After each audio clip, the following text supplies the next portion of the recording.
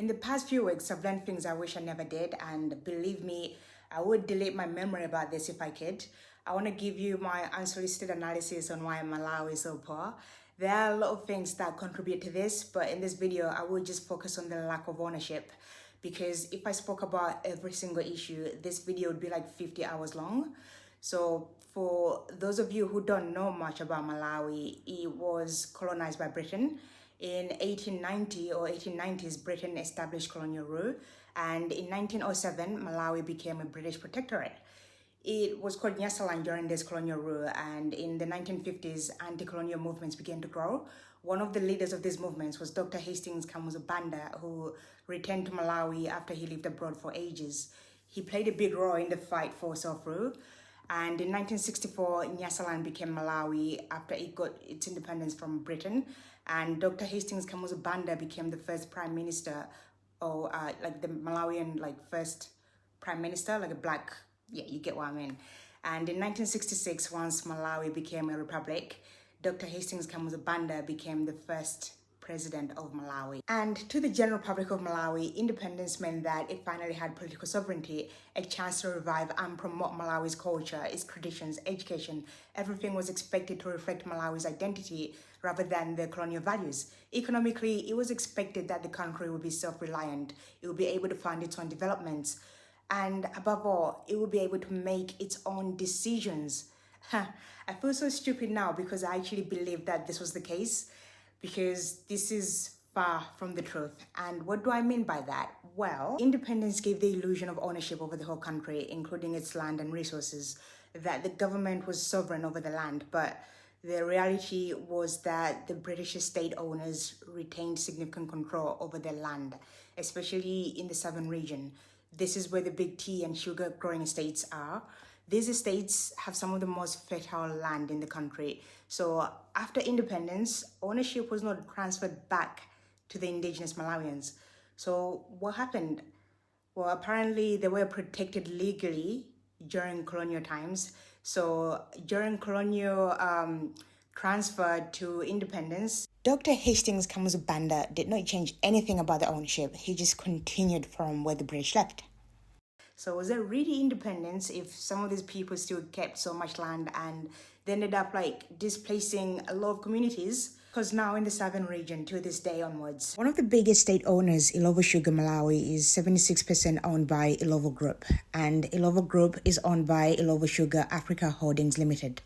And Ilovo Sugar Africa Holdings is 100% owned by Associated British Foods.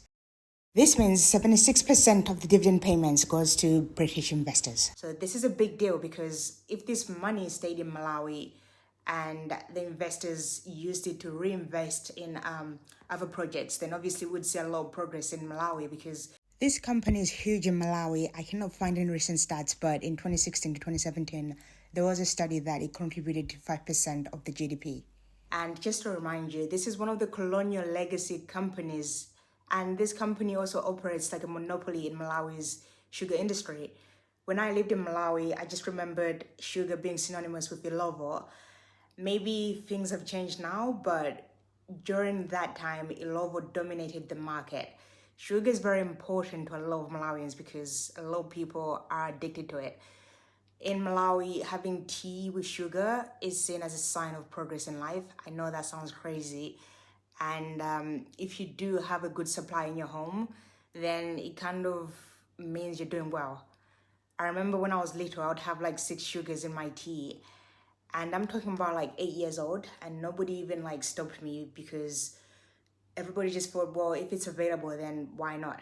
Nobody even told me how bad it is for your health. I'm only learning as I grow older and after living in other countries. Maybe recently conversations are different, but I still hear about people queuing in line at supermarkets just to buy some sugar when there are shortages. And understanding how Britain operated during colonialism, this tea and sugar addiction was promoted by Britain. It was promoted as a civilized thing to do. They did the same thing with China and the opium trade. They got the indigenous people in China to try opium, and they got them addicted so they could always have consumers for their businesses. Now, tea and sugar are a big part of Malawian culture, but this also benefits Britain, if that makes sense. I'm editing this video on a different day. I just wanted to expand a bit more on some of the points. Basically, Illovo also plays a big role in Malawi's forex situation. For those of you who don't know, Malawi is currently facing a forex shortage, meaning it doesn't have enough foreign currency like USD or euros. This is a big problem because some imports like fuel and medicine can only be bought using these strong currencies. Now, why is there a shortage? Well, it's because Malawi imports way more than it exports. So it's not earning enough foreign currency through trade to cover what it actually needs to buy from the outside. And where does Illovo come into this? Remember when I said 76% of its profits goes to British investors? Well, those dividends have to be paid out in foreign currency, not kwacha. And this does harm the economy in so many ways. And since Illovo is also one of the largest employers, it's very likely that the Reserve Bank of Malawi prioritizes them when allocating forex. That means big foreign-owned companies may get forex first before smaller businesses or even individuals. So if you need it for things like education for abroad or travel or just importing goods, this might be difficult. Illovo does help out the economy when it comes to employing people, but it's also harming the economy in terms of forex. Now, Illovo sugar is very powerful in Malawi. It influences the market prices. I saw an article as well regarding the sugar situation that the government actually limits sugar imports, thus making Illovo have an edge over competition. And it also influences land policies. So remember when I said political power in terms of land was meant to go to Malawians after independence? Well, there has been a lot of reports from the sugar growing communities in areas like Njalo and Dwangwa, where farmers were losing their ancestral land due to leases granted to Illovo company. They got these leases during colonial times, where the majority of the population was not even well versed in the British-style government. Basically, the British would just claim land by registering it with the colonial government without consulting with the locals. Then after colonialism, the locals would think they got their land back, and the government would just be like, well, somebody else holds a lease to your land. I mean, this is meant to be legal in the Malawian so-called constitution. Obviously, this doesn't apply to these big foreign companies. And please do bear in mind, I'm only giving you an example of one company. There are other companies as well, or institutions with similar dynamics to this. Indians who worked for the colonial government were also protected and they were given special privileges. For example, Indians could own shops and they were given land. The indigenous people were not given these kind of privileges. Usually they were displaced from their ancestral land. And after independence, like the Indians also kept these privileges by still owning shops and still owning some of the land which was given to them. Yet they were moved, to some areas, but for the major part, they were still given some kind of land. So this still marginalized the indigenous people of Malawi and somebody's already been given a handout, to start a business, and yet you don't get anything out of it. Just to be clear, some indigenous people did keep their land after independence, but the land that was not already taken up by the missionaries and the big companies. So the people who owned land that was already taken up by these institutions still got nothing at the end of the day. Recently, there's been a few Chinese companies coming into Malawi. They're doing a lot of great things, don't get me wrong, and they're providing jobs and all that stuff. But again, Malawians do not own the businesses, even though they might be doing great things like infrastructure and all that stuff. Again, the issue is with ownership. Another point, and I'm asking you to please stay calm, as this might be very offensive to you, because I know some of you do really trust your churches, but we really need to talk about this. The church's ownership of land also keeps the people poor. So this includes the influence of the Church of England, Church of Scotland, the Catholic Church. These churches established missionaries during colonial times, and they were given large tracts of fertile land. And this was by the colonial government, of course. And this land displaced a lot of locals or denied them access to this land. And they registered this land under the churches. It remains under the churches till today. This is a lot of land I'm talking about. The justification now is that the land was given to them because they were developing communities by building schools, churches, hospitals, which is fair enough. They did do that, but the problem is that some of these schools now, especially the secondary schools, they're way too expensive, let's say for like an average Malawian. So I'll just give you an idea. There's this one school called Marist, and one of my little cousins actually goes there, and the tuition fee per term is about 1 million, right? 1 million kwacha, and the average salary for a teacher in a public school, it doesn't go over 400,000. So that means an average person cannot even afford to actually go to these kind of schools. I was actually trying to buy some land alongside Lake Malawi. This was meant to be customary land. This is land owned by the locals, not the government. I went through all of the systems I was advised to go through. So that's going through the village chiefs, the traditional authorities. So these people should be the ones to authorize the purchase if you're purchasing it from a local. So this is before you even register with the state. And when we try to check the registry now, the land registry with the government, that's when we were advised that like that land cannot be sold because it is owned by the CCAP church. And this church actually owns a lot of land in that region. So this church is basically a merger between the Church of Scotland and the Dutch Reformed Church. And the villagers stayed strong that they do own this land, but then the church also recognizes this area as their land. The land's been idle for like decades. But the problem with like doing anything in this kind of lands is that some people have like, built something like a house or maybe a business. The result of it was that maybe their house or business got demolished because the lease owner can just decide that like, this is their land and they want your house to be demolished. On cultural ownership, missionaries were the first to introduce Western ideas of civilization, morality, and religion. They promoted the Western identity and values as superior to Malawian identity. To this day, the law is written in English in Malawi and it's based on the British system. So if you can't read or write English, you don't even understand your rights.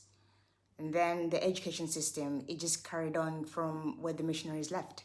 Maths, science, geography, and more, they're still not translated to the native languages, but they managed to translate the Bible word by word and even managed to translate the Jewish names. I mean, how would you even do that? On my main channel, on the Zomba video, I spoke about how signs in Malawi are in English because Chichewa is limited. Now, thinking about things, English also took a lot of words from French and German, and they were English-fied. So why can we not do the same thing with English words that are not available in Chichewa? I mean, the fact that Jewish names were translated from Jacob to Jacobo, Peter to Petro, then how hard can it really be to also translate or just Chichewify some of the science books? Because if a word is too foreign, it's very difficult for some people to actually remember it as well. But if you make it sound more Chichewa or like more closer to the language which you're trying to speak, then it's much easier for people to actually remember some of the material or like the content, especially for the kids, instead of like just memorizing words which they don't even understand. I mean, the logic that Chichewa uses is different from the logic that English uses. So if you just Chichewify the words, it's going to be easier for a lot of people because they don't have to change their logic when they need to process some kind of information. The public schools are not even great at teaching English, and yet you're expected to learn in English. Some of the teachers struggle with speaking English, and most of them don't actually even understand the material, so the kids just memorize the content and not actually understand what they're learning. So again, how are they supposed to contribute to this material and actually make it better? And the well-off kids just go to private schools. Again, just widening the inequality between the rich and the poor.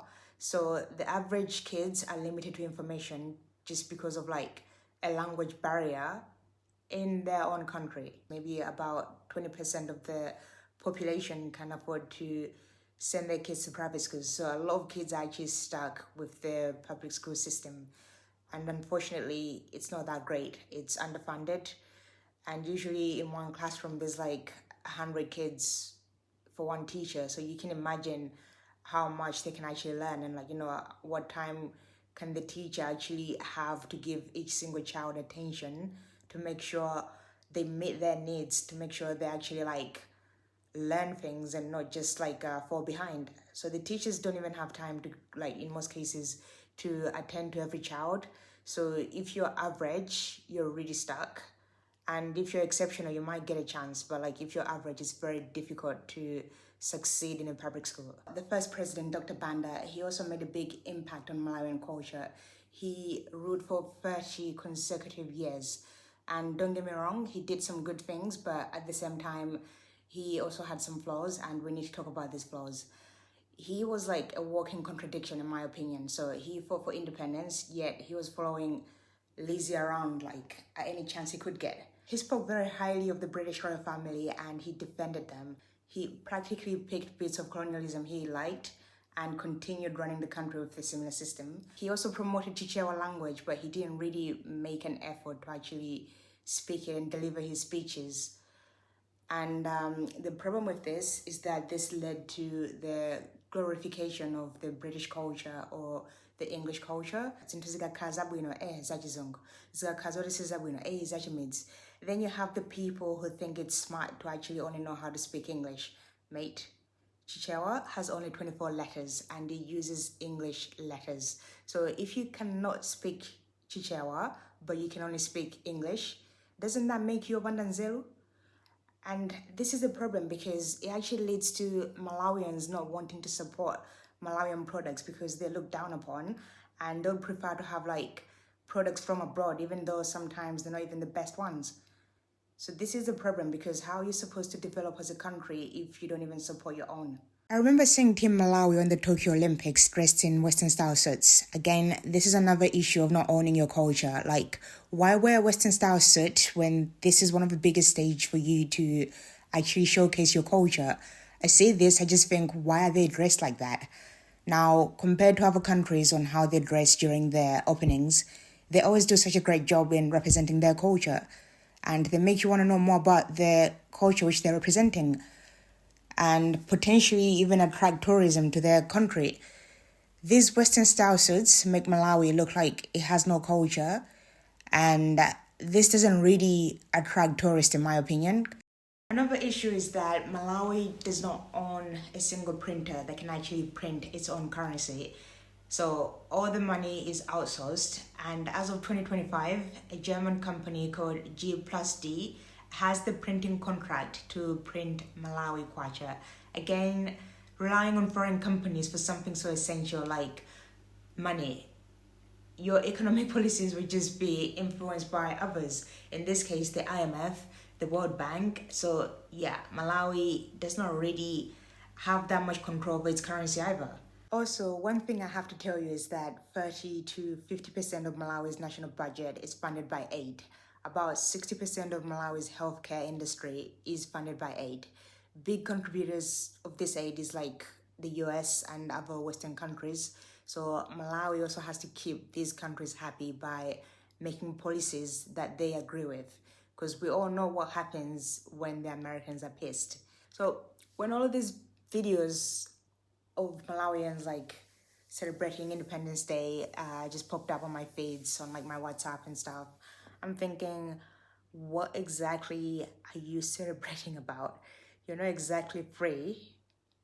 But anyway, I guess doing whatever the Westerners wanted kept the country, how can I say, more at peace compared to other countries, because other countries in Africa have had a lot of civil wars, and Malawi hasn't really had that.